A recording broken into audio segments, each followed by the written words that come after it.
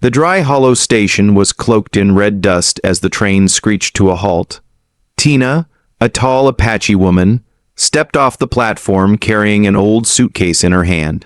In her heart, a fragile hope still flickered, that after this long journey, a home and a husband would be waiting for her. But the man who came to meet her, Caleb Morton, a young merchant, showed no warmth at all. He glanced at Tina's figure. Tall, broad, shouldered, solid muscles pressing against the fabric of her simple dress. Caleb let out a bitter laugh, his voice cutting through the crowd. "I thought I was marrying a refined lady. Turns out I got a woman built like a man. No one could ever call that a wife." His words tore through Tina's dream like a knife. Townsfolk murmured among themselves. Some laughed out loud. And a child pointed and shouted, "The giant woman." Tina stood frozen, her hands trembling as they clenched the handle of her suitcase. Tears welled up, but she forced herself to lift her chin, even though her heart was breaking. Caleb turned his back and walked away, leaving Tina slumped on the wooden bench at the station. Surrounded by mocking laughter and contemptuous stars, she curled into herself, abandoned in a drift like someone cast out by the entire world. Only the desert wind howled through the dust, swirling around an Apache woman left behind, clutching her suitcase in silence, with nothing left but humiliation. The late afternoon sun cast long shadows across the dry, hollow station as the sound of mocking laughter still lingered in the air. Tequina sat in silence, her broad shoulders trembling now and then. The old suitcase rested by her feet, and suddenly the entire world seemed to shrink into a dusty corner of the wooden platform. Amid the noisy crowd, one man stood quietly watching. Elias Ward, a middle-aged rancher, wore a weathered leather coat, his gray eyes cold and his face worn with the marks of a hard life. He had lost his wife many years ago, and had lived alone ever since on a patch of barren land west of town. Elias was not one to meddle in others' affairs, but something about the sight of the abandoned Apache woman, her proud eyes trying to mask her shame, kept him from walking away. Without saying much, Elias stepped forward. The crowd fell silent at once. Everyone recognized the rancher who kept to himself, yet was respected for his quiet resolve and the steady hand always on his gun. He stopped in front of Tina. She looked up, her tear-filled black eyes sharp with suspicion, like a cornered animal ready to strike. Elias offered no comfort, asked no questions. His voice was raspy and low. Just 3 words, "Come with me." Tina froze for a moment. A storm of questions surged through her mind. Was this man trying to take advantage of her? Was it just another trap? But when she met Elias's gaze, all she saw was the stillness of stone. No mockery, no pity. He bent down, lifted her heavy suitcase with one hand, then turned and walked away, slow but certain. After a few seconds, Tina rose and followed. She had nowhere else to go. The road out of town was choked with dust, and the wind lashed sand across their faces. Elias rode his horse while Tina walked beside him, her bare feet bloodied, but her posture unyielding. Neither said a word. There was only the creak of the saddle and the heavy footsteps of a woman too large for the world around her. Eyes burning with a silent longing for a place to belong. By the time darkness fell, they reached a small ranch house nestled deep in the open prairie. The wooden cabin was humble, its fence leaning, the barn quiet. Elias opened the door and gestured. "There is room for you in here. If you want to leave, do it in the morning. But if you stay, live like a human being." T paused at the threshold. Inside her, doubt and hope collided fiercely. That night, when she stepped into the first room in years that had a roof of her own, she knew her life had just taken a different turn. On her first morning at the ranch, Tina woke to the sound of roosters crowing mixed with the howling wind across the prairie. Pale light filtered through the cracks in the door, revealing the scars etched along her strong arms. The night before, she had slept on a hard wooden bed beneath a patchwork blanket that was worn but clean, carrying the scent of sunlight. For the first time in so long, her sleep had not been haunted by cold or fear. In the kitchen, Elias had been up for hours. He tended the fire, smoke curling through the small window frame. Without a word of greeting, he pushed a simple bowl of bean soup toward her, then returned to slicing cured meat. Tina sat down and ate quietly, her black eyes stealing glances at this solitary man. He was weathered and silent, but in all his movements there was not a trace of contempt. The day passed slowly. Elias led the horse out to the field while Tequina, without being asked, picked up a broom and began sweeping the floor, straightening the chairs, patching the curtain by the window. Her rough hands were clumsy, but every motion was filled with determination, a quiet plea to prove she was not useless. By afternoon, Elias returned with a bundle of firewood. Tina stepped outside to help, her bare feet pressing into the cracked dry earth. He started to brush her off, but when he caught the resolve in her eyes, he silently set the bundle down. Together, they carried it inside without a word, only the sound of labored breaths mingling with the wind sweeping through the grasslands. Night fell, and they sat across from each other at the dinner table. The dim oil lamp cast a golden light on Elias's sun-worn face and the sharp lines of T's cheekbones. The silence was heavy, stretching between them. At last, it was Tina who broke it. "Did you bring me here?" Out of pity, Elias looked up, his steel-gray eyes catching the glow in the dark. His voice was calm. "No, I just did not want to watch them treat you that way." The answer stunned her. After so many years of being seen as a burden, no one had ever spoken to her as if she were simply a human being. That night, as she lay down, a strange sense of hope welled up inside her. She thought of a dream long buried at home. A man strong enough to stand beside her. A child who would one day call her mother. Things that had once felt impossibly distant now flickered like a faint light within this old wooden house. Outside, the wind howled long into the night, but within Tequina's heart, for the first time, there was a fragile and precious sliver of peace. Rumors spread fast and dry hollow. The oversized Apache woman had been taken in by Elias Ward at his ranch. Some scoffed, others whispered, claiming the lonely old rancher had lost his mind. But in the shadowy corner of the saloon, Emery Granger, the man who once wrote to claim her as a wife, ground his teeth, publicly humiliated in front of the entire town. He could not stand the thought of Tequina, his bride on paper, finding peace in someone else's home. A week later, Emery returned to the station with a thug named Jeb Mullen, a brute with hands like mallets and a face carved in scars. Jeb was infamous in the region. Wherever he went, bloodshed followed.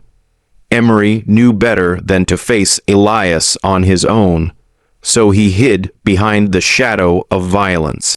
That afternoon, Elias and Tina came into town to buy salt, nails, and a few seed packets. The air on Main Street tightened like a drawn bowring the moment they appeared. Conversations died mid-sentence, fingers pointed. T walked beside Elias, towering above most in the crowd. Her cold black eyes remained steady, but her hand clutched the hem of her dress a little too tightly. Suddenly, Jeb stepped into their path. His voice grated like gravel. "This woman belongs to my boss. Hand her over and walk away." Elias stopped, gently setting the sack of seeds on the ground. His gray eyes scanned Jeb before settling on Emery, lurking just behind the hired gun. His voice was calm, but it rang clear through the silent street. She does not belong to anyone, and she has chosen to be with me." The crowd held its breath. For a second, silence froze everything. Then Jeb sneered, one massive hand resting on the grip of the pistol hanging at his side. Tina stood behind Elias, her heart pounding. But in her eyes sparked something new for the first time. A man was standing in front of her, not to shame her, but to shield her. The air was thick with imagined gunpowder. The slightest twitch could set it all off. Elias shifted half a step forward, his right hand hovering near the Colt at his hip in the fierce red light of the setting sun. His lean frame seemed forged from steel, like the whole prairie had gone still with him. At last, it was Emery who blinked. Fear won out. He pulled Jeb back and muttered, "Not here, not now." They retreated, but Emery's eyes burned with hatred. As Elias and Tina left the town behind, the whispers resumed. Some nodded in respect. Others shook their heads in scorn. But inside Tekina, only one thing echoed. He stood up for me in front of everyone. That night, back at the ranch, Tina sat by the fire and spoke for the first time. Her voice did not tremble. It was steady and deep like the beat of a drum. "If you will have me, I will stay. I am not going anywhere. Thank you for being here."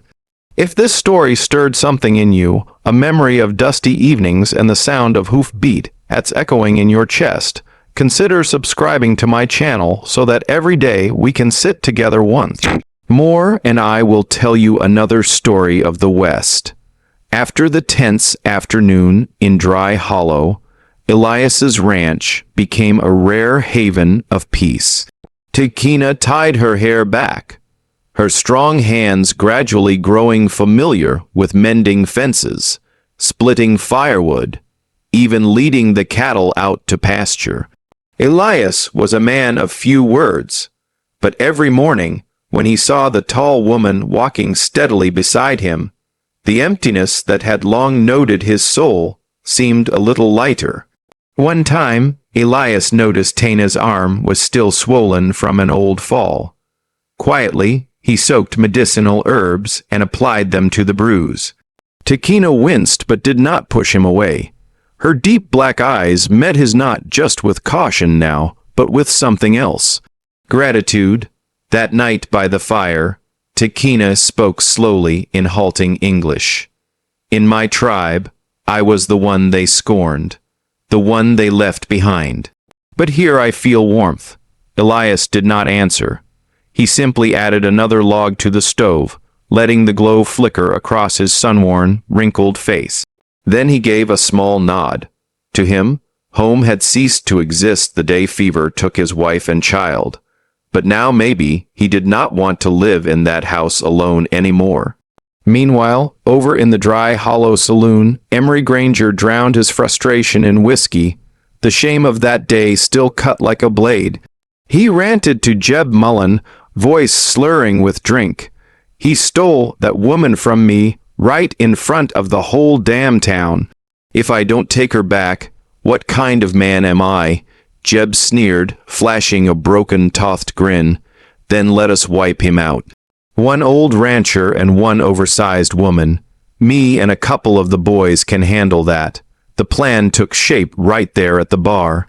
One night, while Elias was out checking the pasture, Jeb and his men would ambush him and force Tekina to return as Emry's property.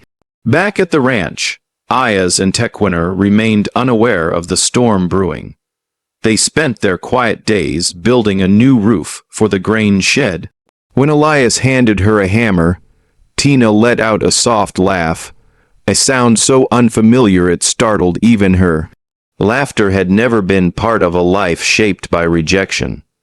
At night, Elias sat on the porch, smoking his pipe, while Tekina sat nearby, sharpening a blade, her tall figure silent in the lamplight.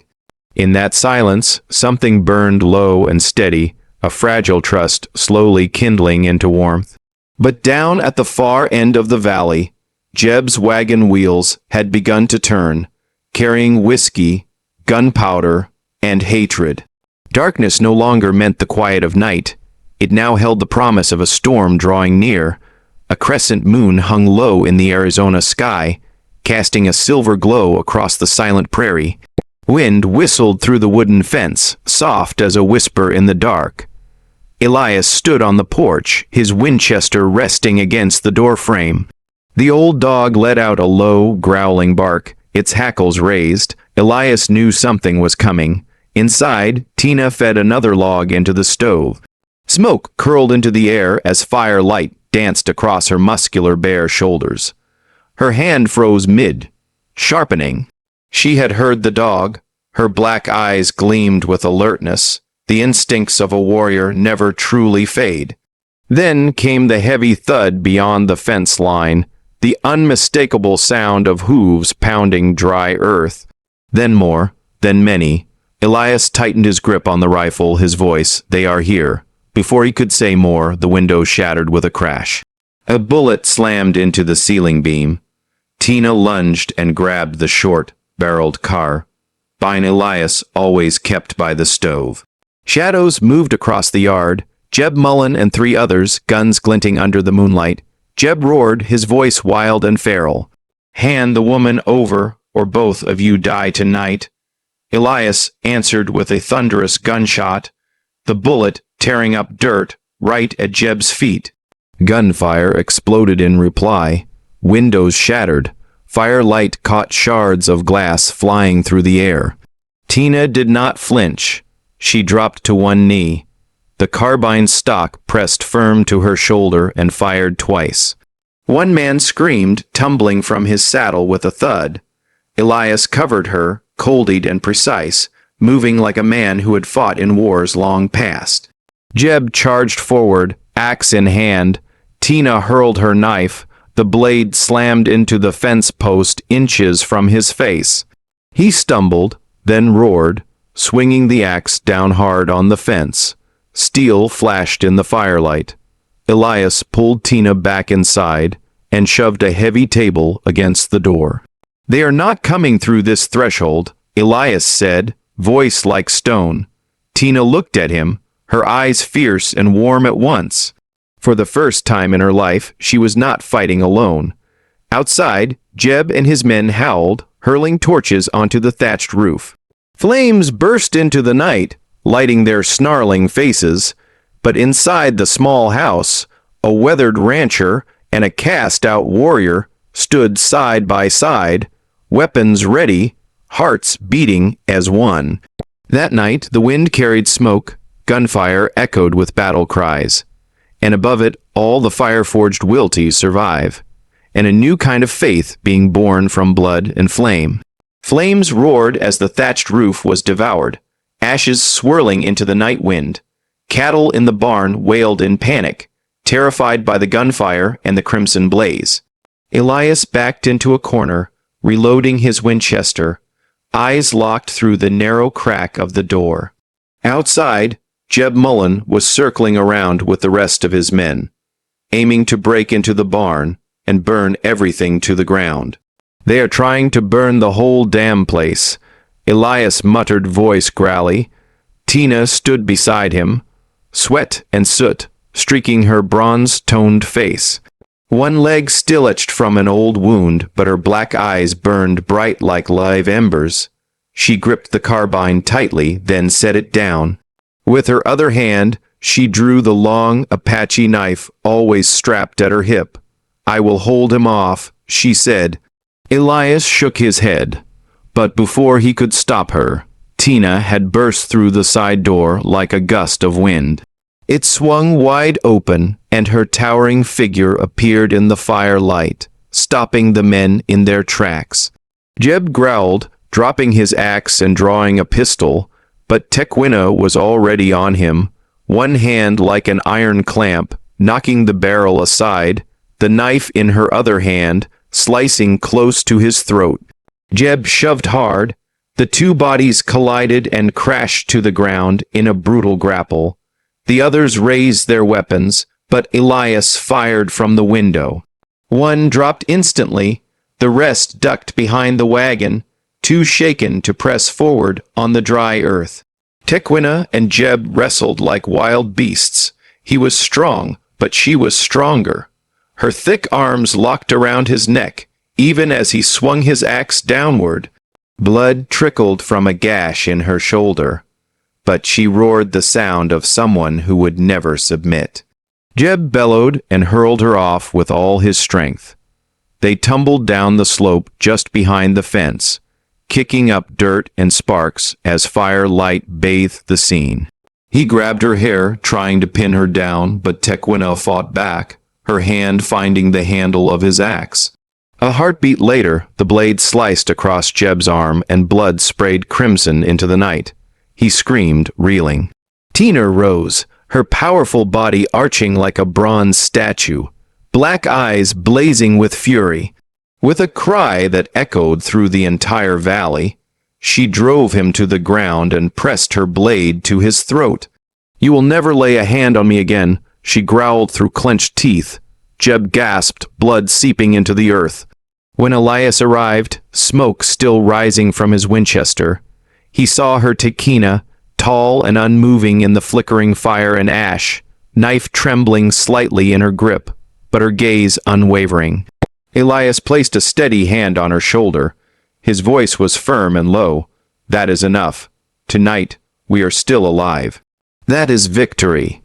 Ash floated into the air like a curtain, falling on a battle, written in flame and fury. The dry, hollow valley lay in quiet stillness after days of storm and fire. Emery Granger vanished from the land, unable to show his face again after such a humiliating defeat. The thug Jeb, bloodied and broken, also fled, leaving behind only ash, gunpowder, and the memory of a night that lit the sky red. The ghost that once haunted Tina and Elias had finally faded away. The ranch, though scorched at the roof and scarred by bullet holes, still stood tall and within that damage. A new home was being built. Tina cleared the ashes, her strong arms lifting heavy beams Elias could not carry alone. He chopped wood. She raised the fence. They worked not just as partners, but as companions. No need for many words, just shared glances and movements that fit like clockwork. That evening, as the cattle returned slowly from pasture, Tina sat on the porch. On her sun-darkened face lined with old scars, her black eyes held a strange, peaceful light. She placed one broad hand on her belly and whispered, "I never thought I would live to call any place home." Elias stood beside her, silent for a long time, then wrapped an arm around her shoulders. It was not a gesture of impulse, it was a life's decision, in the red light of sunset washing over the fields. He was no longer a lonely rancher, and she was no longer a castaway. They were two broken souls who had found each other mended by choice. The town's folks still gossiped. They still called her cruel names, but Elias paid them no mind. He walked with her through the market, held her hand in the middle of the street. The way he stood beside her quieted every mocking laugh, and soon they no longer saw the woman who was too large. They saw a strong wife walking beside her husband. A month later, the doctor from Prescott came to check on Tina's old wounds and smiled as he delivered the news. She was pregnant. The words lit a fire of joy inside the small wooden house. Elias sat quietly on the steps for a long while, eyes on the open fields, pipe smoke curling in the air. The pain of losing his wife and child slowly faded, replaced now by the image of a child yet to be born. On the final night of summer, beneath the wooden porch, Tequina rested her head on Elias's shoulder. Together, they watched the starlit sky in silence. Out there on the prairie, they were no longer lone survivors. They were a family, and my friends, in the harsh land of the West, no one chooses where they are born, but they can choose who they live with. A home, even built from charred timber, stands stronger than any fortress. When it is held together by love and trust, that is family, the greatest treasure a person can have. Thank you, all of you. I truly wish that wherever life takes you, peace and joy follow. I love you, my dear listeners of Wild West storytelling. Let me know what you thought about this story. Drop a comment below. Press 1 if you enjoyed it, and do not forget to subscribe for more gripping tales from the wild.